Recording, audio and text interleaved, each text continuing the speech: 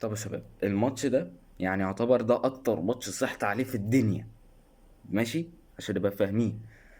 الشوط الاول كان عبثي واداء من الاهلي اسوأ ما يكون.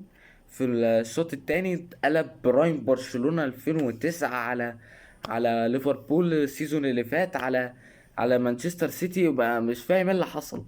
عملت انا حاسس شال تلاجة ولا ايه، مش فاهم. والاداء كان جامد في الشوط التاني. الشوط الاول كان الاهلي مش موجود فيه، الزمالك هو اللي كان ماسك الماتش. و... وضربة جزاء يعني سليمة 100%، وكوكا يعني مثل فيها بكل صراحة. والشناوي اتظلم في ضربة الجزاء الصراحة. يعني الشناوي هو كان سليم فيها، كان البوزيشن بتاعه سليم، ما اتحركش بره الخط يعني. ماشي، تمام.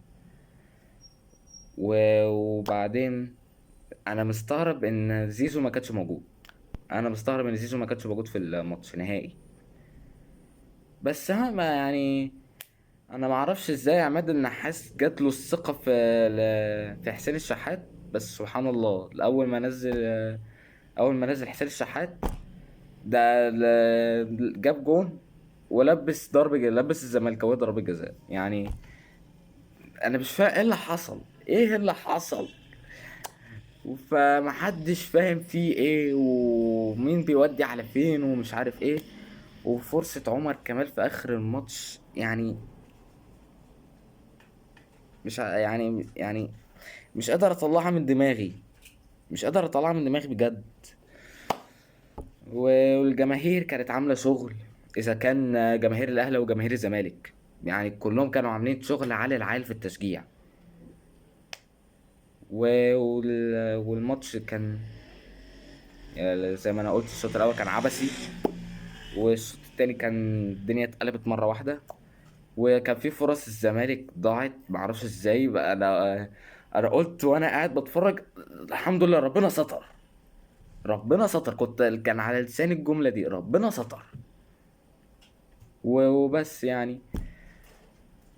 واللي بالنسبة لي الماتش ده ينضم الماتش كازابلانكا 2023 من الآخر. وبس، ما تنسوش اللايك سبسكرايب، وخلصت الحكاية. كأس العالم بتيجي مرة كل 4 سنين وبتقعد شهر كامل.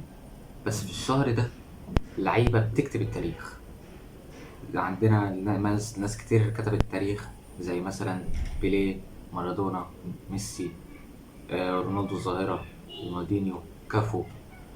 وعندك مين تاني؟ عندك زيدان ولقطته الشهيرة مع ماركو ماتيرازي. في لعيبة كتير يعني.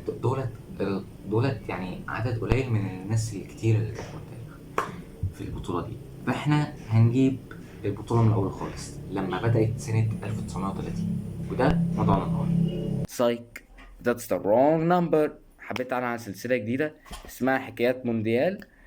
ديت هتبقى قصة كل نسخة كاس عالم من 1930 لحد 1920، بما اننا خلاص يعني خلاص دي يعتبر ضمننا صعود كاس العالم.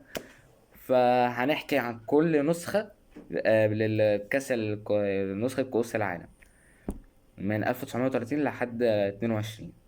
وبس كده، خلصت الحكاية بجد المرة.